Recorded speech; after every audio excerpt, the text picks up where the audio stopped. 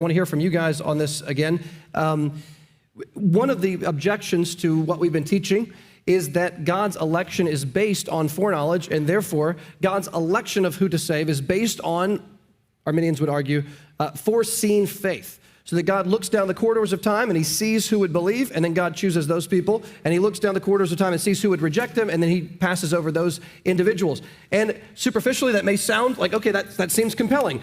You have foreknowledge first and predestination second in Romans 8, so it sounds like it's God knowing ahead of time, and then that's what he bases his choice on. And just to review, Greg went through a lot of these texts. I'll just put them real quick on the screen just to remind you of these, how the word know is used regarding God and people throughout the whole Bible. Just listen again quickly to all these verses.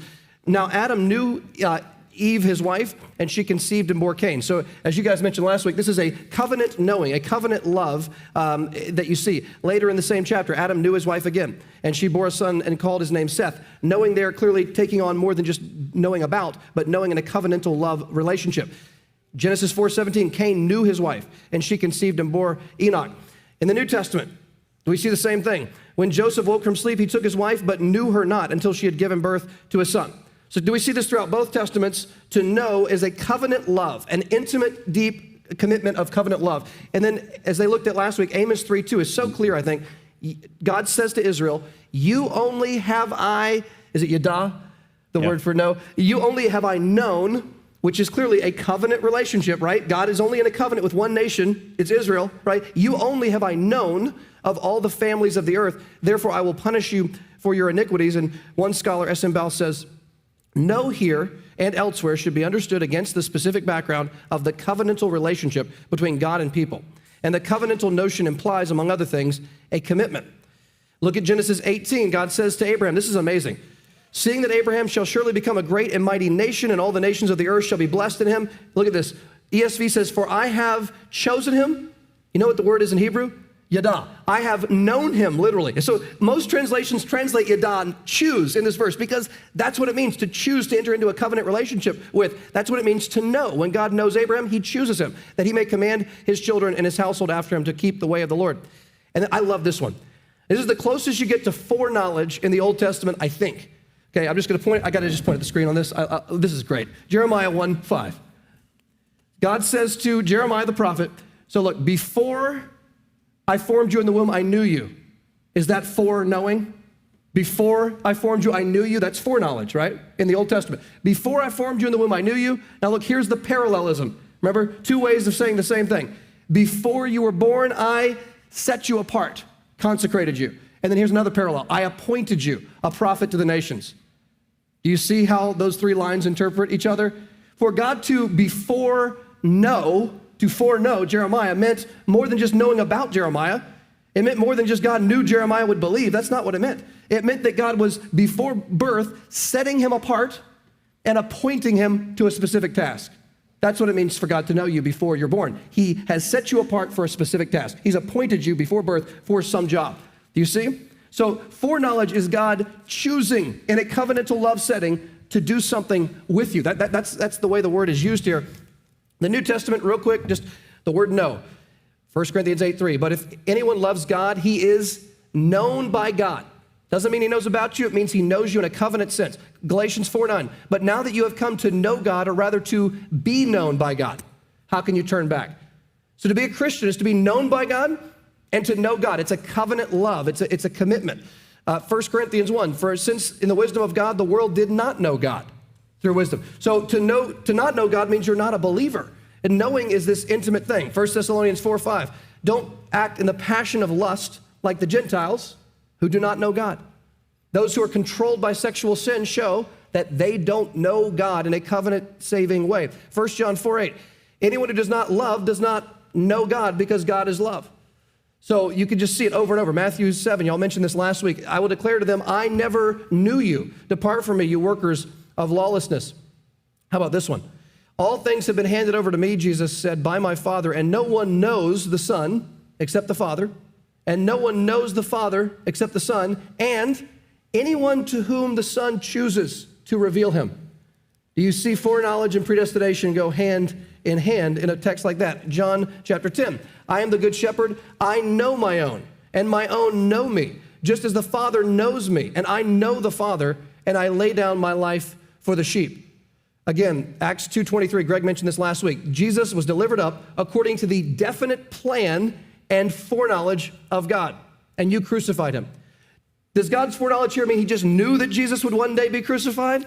Or does it mean God chose that one day Jesus would be crucified? It means more than he was aware that one day free will decisions would lead to an outcome. No, God planned this. That's how he foreknew it. It was God's plan. So with all that in mind, and there's other texts we could look at, let's look at 1 Peter. And Greg, can you lead us through this text on this issue? Yes. So 1 Peter chapter 1, if you're not there, please turn. Let's begin in the very beginning, in verse 1. And we're going to make a connection between verse 1 and verse 20, okay? So, Peter, an apostle of Jesus Christ, to those who are elect exiles of the dispersion in Pontus, Galatia, Cappadocia, Asia, and Bithynia, according to the foreknowledge of God the Father, in the sanctification of the Spirit for obedience to Jesus Christ and for sprinkling with his blood. And so here, it's clear Peter is saying, to those who are elect, cut some of the stuff out, according to the foreknowledge of God the Father. And it might say, oh, see, look, there it is, elections according to foreknowledge. But again, what is foreknowledge? We do not want to assume or presuppose that that term has an just out there definition that it means to foresee ahead of time. Okay, we can't do that.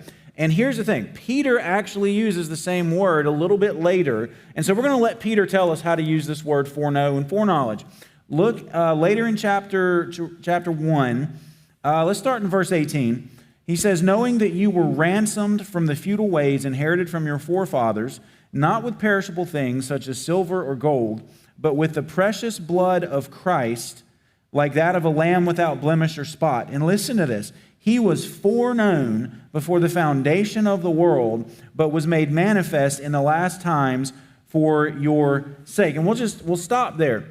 So when Peter says that Jesus was foreknown before the foundation of the world, does that mean that the Father had to foresee that Jesus was going to come and die for people? He didn't know it was going to happen until he foresaw it, and therefore he based his plan on the fact that somehow Jesus was going to come and die for sinners. And again, we say, well, that just sounds ridiculous to say it that way. But if we're going to import the wrong definition of foreknowledge into this, that's exactly what we have to say. God foreknew Jesus would come, meaning he saw ahead of time that Jesus was going to come, and therefore he chose Jesus to be the Savior. He didn't know that until he saw it by looking ahead. And we'd say, wait a minute, no. That they can't mean that there, because God's the one who planned to send Jesus before Jesus came. God didn't have to learn about that. That was God's plan. And so again, if that's the case, then to say that Jesus was foreknown, mean he was appointed, he was chosen, he was all those things before it happened. And so Peter's saying, look, that's what the word foreknown means. Chosen, appointed, loved even. And so go back to chapter 1, verse 2. When he says we are elect according to the foreknowledge of God the Father, that means God chose us because before time began, he set his love on us. He appointed us to be his people. And see the connection there. We're not going to take the same word and just completely import different meanings into it. Let the text of Scripture define itself.